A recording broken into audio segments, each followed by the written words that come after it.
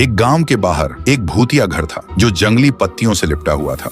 उस भूतिया घर के चारों तरफ हवा हमेशा ठंडी और भारी लगती थी, जैसे कोई सांस ले रहा हो। और उस भूतिया घर के बारे में हर माँ बाप अपने बच्चों को समझाता था, वहां मत जाना बेटा, वहां एक परछाई रहती है जो रात को झाड़ू पर बैठकर उड़ती है। गांव के लोग कहते हैं कई बार गांव के आसमान में एक परछाई दिख जाती है जो एक झाड़ू पर बैठकर उड़ती है। उसके लंबे बिखरे बाल, आंखों में लाल चमक और चेहरे पर ऐसी खामोशी जैसे मौत सामने खड़ी हो। और जब वो झाड़ू पर उड़ती है ना, तो हवा चीखने लगती है, पेड़ की डालियां खुद ब खुद टूट जाती हैं और जिसके ऊपर उसकी नजर जाती है उसे वो अपने साथ ले जाती है हमेशा के लिए। फिर एक बार रात का समय गांव के दो बहादुर नौजवान उस राज को और अच्छे से जानने के लिए उस भूतिया घर में घुसते हैं। भूतिया घर के अंदर एक अजीब सन्नाटा गूंज रहा था। तभी उन्होंने देखा एक कोने में एक झाड़ू खड़ी है। जैसे ही एक झाड़ू के पास गया, पूरा घर कांपने लगा और अचानक सामने एक चुड़ैल प्रकट हुई। उसकी आवाज गूंजी,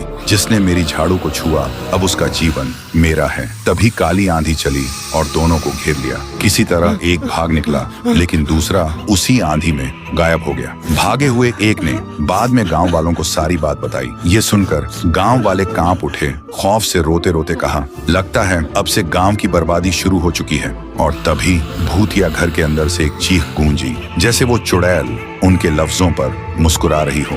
फिर एक रात पूरा गांव खौफ में डूबा हुआ किसी तरह सो रहा था।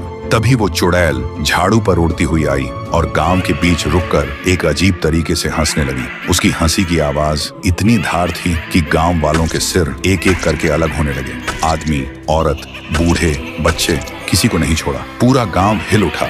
हर तरफ बस लोग चीख रहे थे और इधर उधर जान बचाकर भाग रहे थे। चुड़ैल की खतरनाक हंसी और तेज हो रही थी। उसकी लाल आंखें अंधेरे में और ज्यादा चमकने लगी और हवा ऐसा लगने लगा जैसे पूरा गांव टूटने वाला हो। और फिर एक ऐसी चीख गूंजी जिसे सुनकर पूरा गांव थरथरा उठा। तो दोस्तों, कहानी का आगे क्या होगा? क्या चुड़ैल पूरा गांव मिटा देगी या फिर उसे कोई रोक भी पाएगा? अगर जानना है तो वीडियो को लाइक करो और कमेंट में लिखो पार्ट 2 चाहिए।